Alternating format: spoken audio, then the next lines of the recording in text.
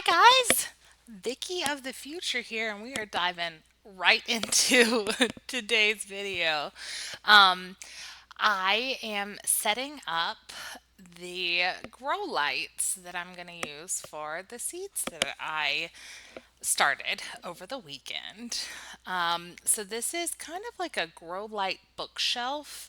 I'll try to find the exact, make and model that I've got on Amazon and put a link down in the description below. But it was pretty easy to put together. These wire shelves are very similar to some wire shelves that I assembled for storage in my garage. And so I had some idea of what I was doing. Although I will say that I did still, of course, consult the instructions quite often.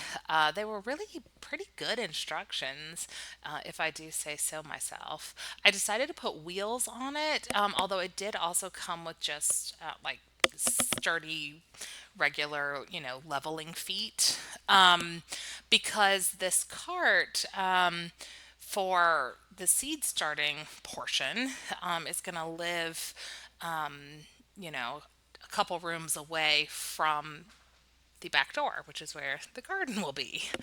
And I thought that after the seeds are growing and I'm getting ready to transplant, instead of carrying 50 plants into the backyard, I could just roll the cart over to the back door, which might be a little easier. So, anywho, um, I got the main structural support assembled for the shelving, and I realized that I had quite a few little extra parts. I think it's because this shelf was configurable. You could have it in one tall shelf, which is what I chose to do, or you could make two smaller shelves. So I ended up just kind of labeling the bag for the extra parts and kind of cleaning those up as I went. I did struggle to make sure that the shelves were level. I was kind of counting. There's little rings on the metal supports, and I was counting up a number of rings to see just how, high each of the supports, clamps, I don't know, needed to be that hold up the shelf. And yeah, I just continued to struggle to get the shelves level. I'm sure that's just a me thing, though. I think most people would not have any issue with this. It's honestly, it's like a click and snap kind of thing. So it goes together really easy and quickly. And obviously, I was able to do this just by myself. So I'm sure most people will not have an issue. The most challenging part of assembling the grow lights was really getting the lighting portion itself all put together. So here I am getting started on that part, and I just had to consult the instructions again. And I was trying to be very careful with the lights. They are plastic, so it's not like it was glass, at least not on the outside. But of course, I didn't want to break anything, and there was lots of these little electrical cords and stuff, which was kind of intimidating. But I was able to get them open, and they come with these metal shields, which I assumed helps to kind of direct and point the light downwards onto the plants that will be growing underneath these. So I did put the shields on each of the 8 lamps, but it was kind of difficult to get it lined up just exactly right so that they would slide in. And each of the bulbs also had this plastic sheath on it, which I'm sure helped protect it in shipping. But it was kind of annoying getting that plastic off. And there was one that I couldn't get all of the plastic off either. And it was probably this one, to be honest. And I just am hopeful it doesn't like set my house on fire or something, I'm a little nervous about the fact there was still plastic in there, but there was nothing I could do. It was wedged sort of between the end cap for the bulb and the bulb itself, so I don't know. But after I got all of the lights assembled with their sheaths. Then I needed to attach the hanging hooks for these because they do hang off of the shelves. Optionally, you could zip tie them in a fixed location on the shelf. I chose to hang them because I thought it would be more versatile for seed starting because I can have the lamps closer to the soil while, before the seeds sprout or while the, you know, sprouts. Is that the right word? Anywho, while the plants are still very, very small. And then as they grow, and then now they're 2 inches tall, I can raise the bulbs up and keep kind of raising it up to accommodate that plant growth. So I did struggle to get the chains for these hooks on the lamps and to get the light hanging evenly. As you can see there, I had to just go and adjust it, and I had to do that quite a few times. Anyone who has like trouble with hand strength or finger strength will probably find this task to be very difficult just because the hooks are firm, which is good, right? I don't want the lights falling off the shelf, but it just made it a difficult task for me personally to do. So I spent quite a while trying to get those all fastened and hanging up on the shelf. And it was quite a task.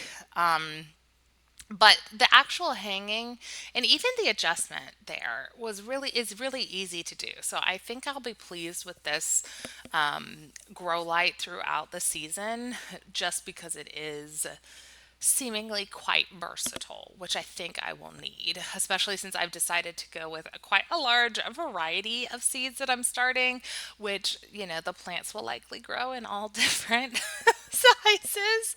Hindsight on that, maybe I should have been a little more consistent or thoughtful in which plants I planted where, but only time will tell and it'll be fine. That's what I'm confident of. I'm sure it will be fine.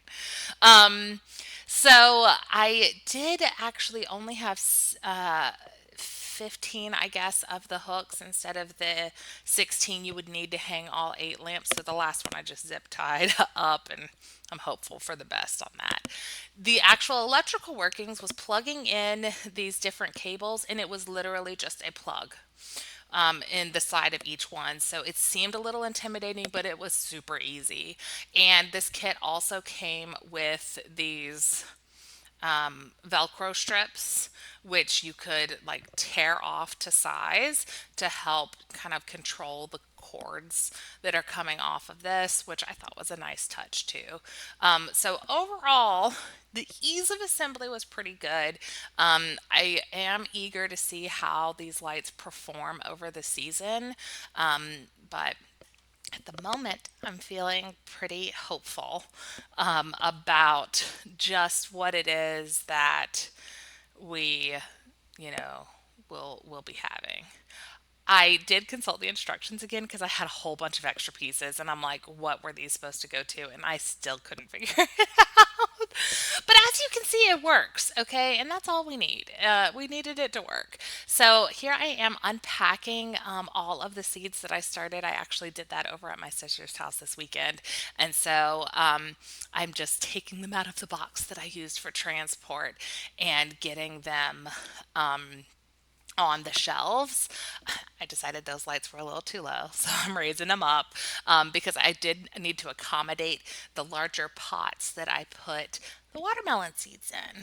So I fiddled around with some herbs that I have growing in a windowsill, but I decided there really just wasn't enough room on this.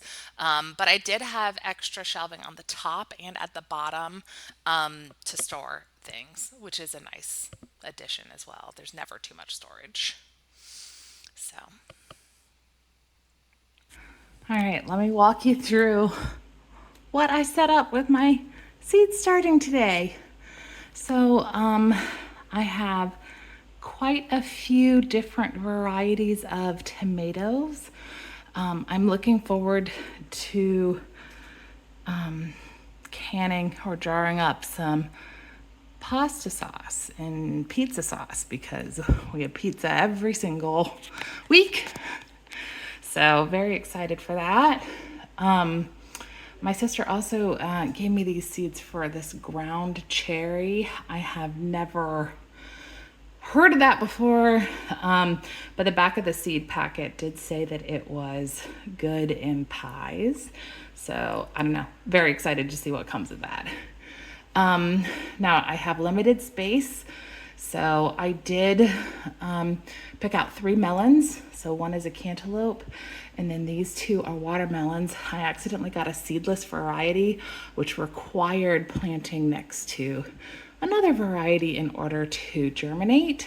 So that's what those 2 are for. Luckily, my sister had the other variety just by happenstance. So, what luck.